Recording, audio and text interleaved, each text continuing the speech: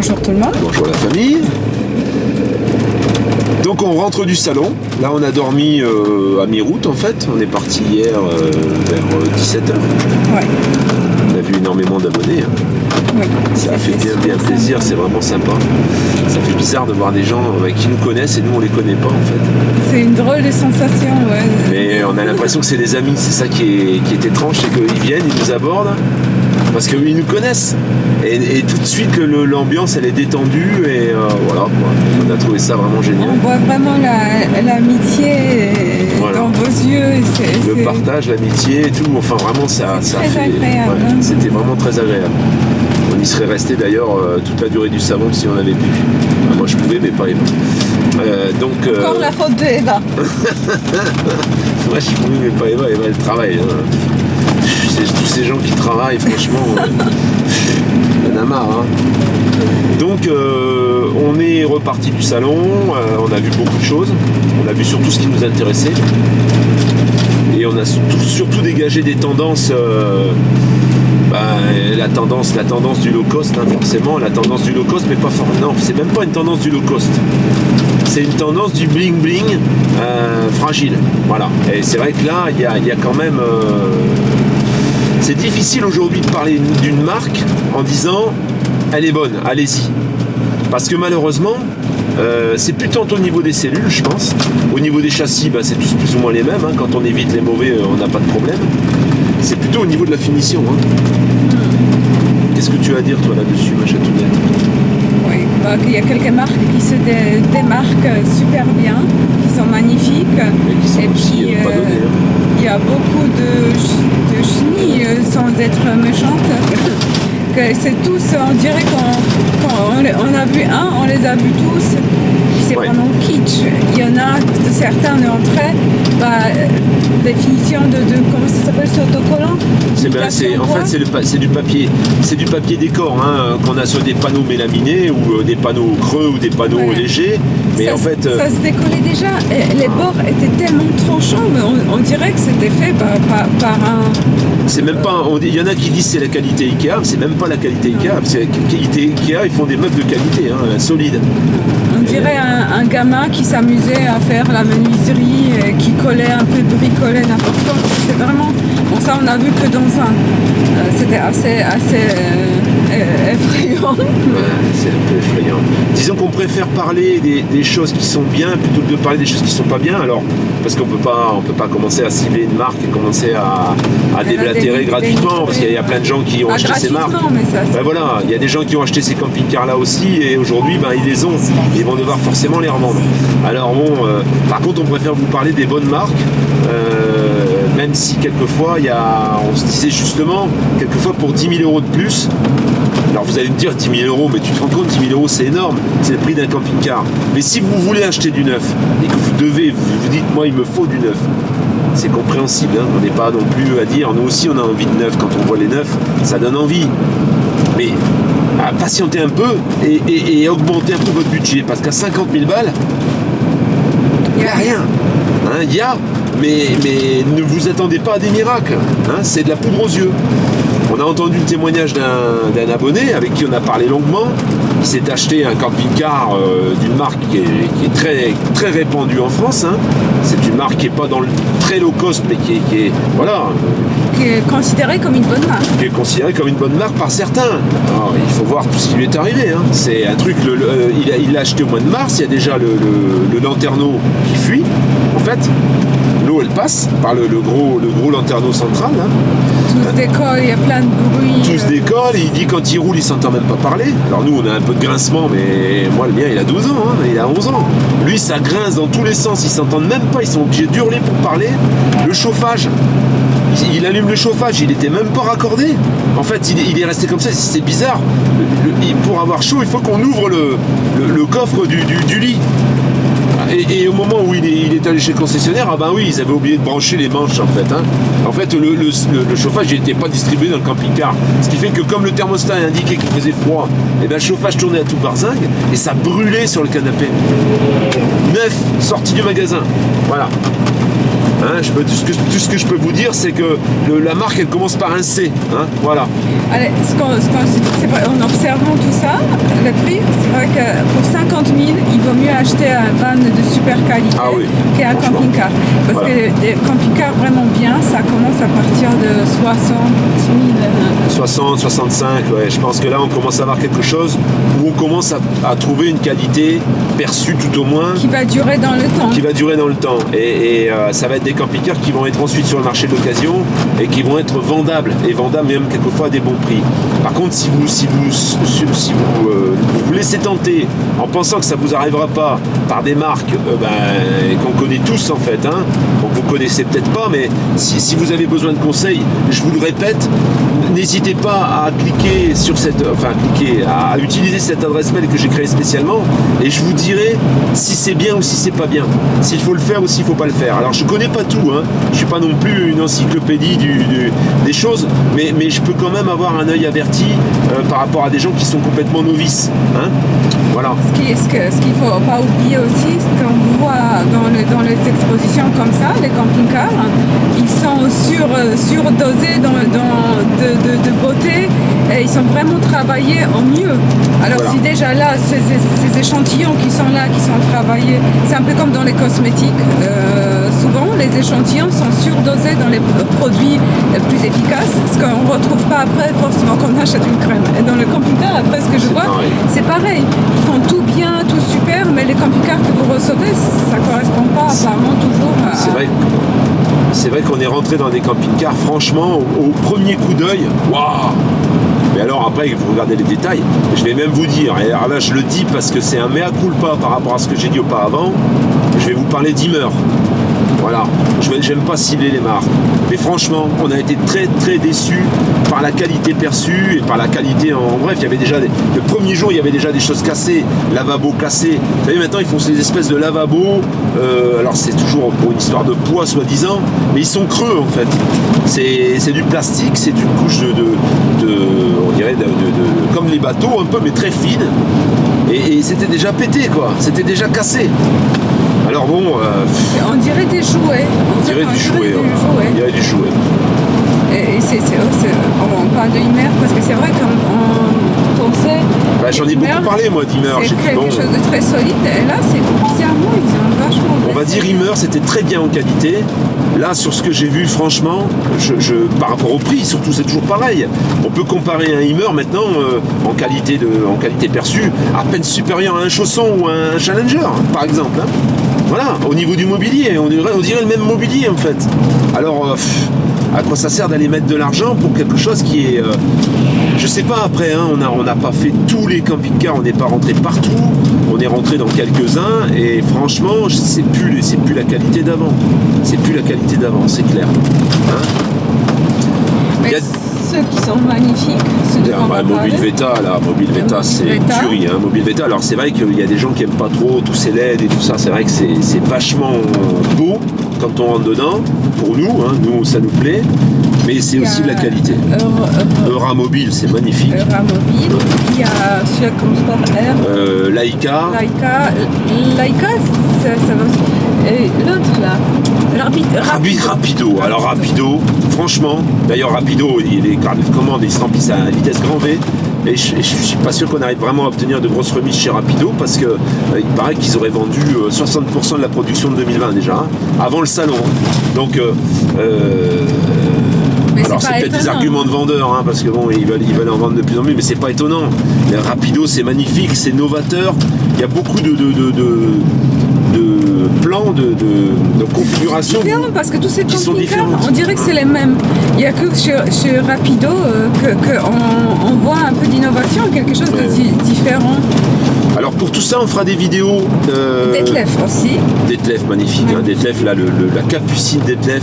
On est rentré dans la plus grosse des capucines. Alors nous, on est allé plutôt pour s'émerveiller. Hein. Donc c'est vrai qu'on n'a pas vraiment été. Faire du mal. On a voulu s'émerveiller de choses magnifiques. Et c'est quelquefois hors de prix, hein, il faut le reconnaître.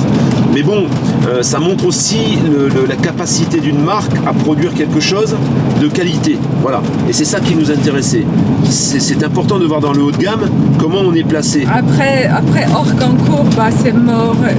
Morello, voilà. Ça c'est c'est la même chose. Et puis, Frankia, pareil. Frankia, Morello, Euramobil. Il y en a quelqu'un qui nous a dit que Frankia a baissé en qualité. Nous, on ne s'est pas vraiment aperçu. Nous, on s'est pas vraiment aperçu de ça. Hein. Franchement, je sais pas. Alors, ça dépend un peu des modèles, peut-être. Nous, pour notre part, et pour ce que, dans le gabarit du mien, c'est magnifique. Hein, et la marque qui fait mal au cœur, c'est aussi parce que le Morello, Frankia et Carthago. Ça, c'est les trois marques. C'est sûr que. Ah là, c'est bon. Alors, c'est vrai que là, on parle du. Mais quand on parle de rêve d'une vie, en fait, il y a des gens pour qui le camping-car, c'est le rêve d'une vie. Ne tapez pas les marques bas de gamme. Patientez ou achetez-vous une occasion. Franchement, ça casse un rêve là. Achetez-vous la marque dont je parlais tout à l'heure, je ne vous ai pas cité le nom, et vous cassez vos rêves et ça va vous dégoûter de tout ce que vous avez rêvé pendant des années. Vous avez nourri ça et vous arrivez à acheter ça. Non, désolé. Mais même quand on rentre dans le camping-car à Pascal, par rapport à tout ça, c'est sûr que ça fait vieillot, mais on sent la qualité. On voit que c'est pas. On sent qu'on est dans du solide. Mais c'est vrai que il faut un coup de Dieu là. C'est vrai que là, on sort de là, c'est sûr ça donne presque envie de le rafraîchir et de lui donner un look un peu plus actuel, parce que c'est une histoire de couleur, surtout, une histoire de revêtement, de couleur. Ça c'est facile à gérer, ça coûte un peu d'argent, mais c'est facile. Donc, quelquefois, c'est vrai que ça donne des idées.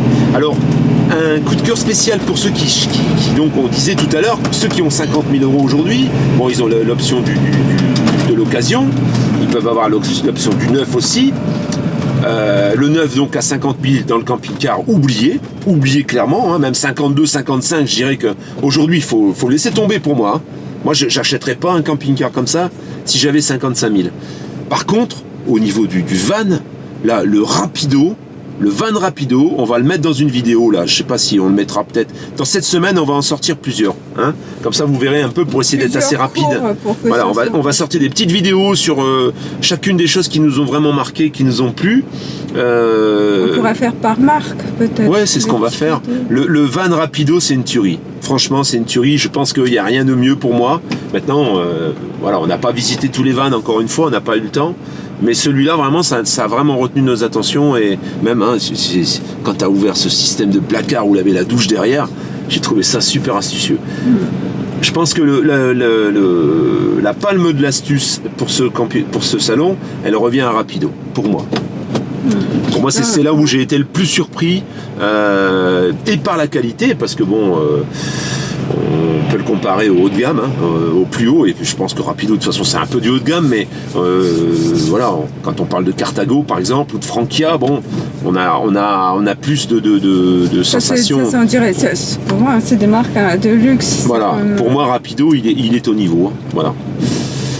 Il est accessible, je pense, plus à tout le monde. Il est plus accessible, même sans être vraiment accessible. Il y a des gens qui vont nous dire, ouais, mais toi tu parles de sommes, là, ça, nous on n'aura jamais les moyens. Camping-car neuf, de toute façon, les sommes sont considérables, 50 000 ou 60. Alors ça vient un petit peu ce qu'on est en train de dire. Il y a des gens qui se disent, ouais, tu vas quand même au salon, machin, parce qu'on a parlé d'énergie grise lors de notre dernière vidéo. Il y a beaucoup de gens qui sont d'accord avec nous, il y en a d'autres qui sont moins d'accord et puis qui pensent que la consommation, c'est la base en fait. Ça n'enlève rien, ça fait pas de celui qui achète un camping-car neuf C'était surtout pour déculpabiliser ceux qui roulaient avec des vieux gasoil ou des occasions. On l'a fait surtout pour ça. C'est surtout pour contrer toute cette lavage de cerveau qu'on nous fait, qu'il faut du neuf, parce que l'ancien pollue, parce que l'ancien, on est des méchants quand on roule dans les anciennes voitures. C'est pour contrer un peu ces opinions extrêmes. En fait, la personne aujourd'hui qui rentre dans ce monde du camping-car et qui le découvre par nos vidéos, puis par les salons et par ce qu'il voit là, il est clair que c'est tentant d'acheter ces marques à 50 000 balles, 55 000 €, et puis de regretter ensuite. Ça va les dégoûter du truc. Comme notre abonné, notre abonné nous a dit clairement,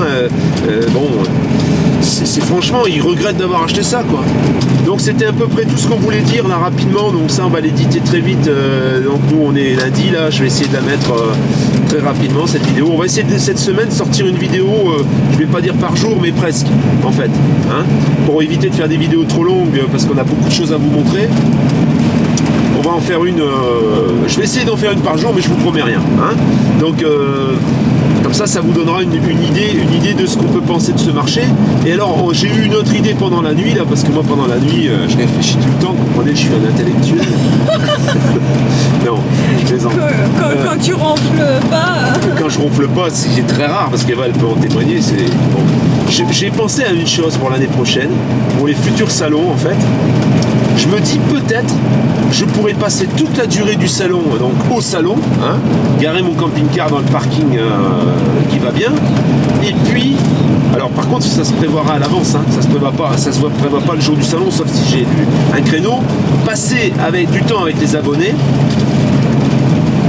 qui veulent acheter en fait pendant le salon, et les suivre, et être avec eux. Alors ce sera scénarisé, hein, ce sera filmé on va dire, et moi je les mettrai en vidéo, mais de suivre des quelques abonnés et de leur dire de venir avec eux regarder des camping-cars et de leur dire ce qui peut être bien et ce qui peut être pas bien, pour les orienter dans leur choix. Voilà, dites-moi si ça c'est une idée qui peut vous intéresser, parce que je mettrai ça en place, j'ai le temps là de toute façon, puisque les salons maintenant, bon il va y avoir un Lyon, mais je pense que pour Lyon ça va être un peu court. Pas besoin de beaucoup de préparation. Tu vas chez le coiffeur. Bah c'est ça, il faut que je brosse les dents, que j'aille chez le coiffeur, que voilà. Non. Hein, et donc à ce moment-là, voilà, on ferait ça. Alors bon, je sais pas bien comment. Le problème c'est que pour Lyon, je sais pas bien encore comment l'organiser. Donc je pense que ça sera un peu court. Mais voilà.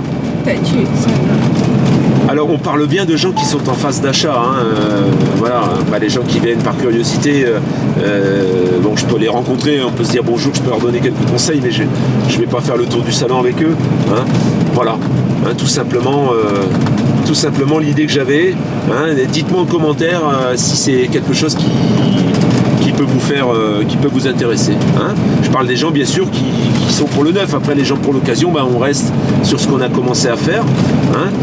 Ces personnes qui m'ont envoyé des mails de recherche, là je vais avoir plus de temps et je vais vraiment me mettre dans la recherche là, donc je vais vous envoyer là très rapidement quelques propositions, et puis voilà, hein, on continue comme ça. Qu'est-ce que tu en penses, Eva? Alors moi je traduis parce que peut-être pas tout le monde comprend. Donc Pascal parle et il fait ça vient de langue. Ça c'est Bilout, je suis de là-haut, je suis de ma quoi, donc ça veut dire, ça peut vouloir dire n'est-ce pas, ou c'est vrai, vous comprenez, ça, voilà. Ah Bilout, ça veut dire tout ça. Tu comprends qu'est-ce que je te dis ou quoi? Hein? Voilà. Il y a des gens qui vont avoir peur là, tu vois. Là par exemple, en fait c'est pas un homme, c'est un animal. Il y a des gens qui vont dire ça.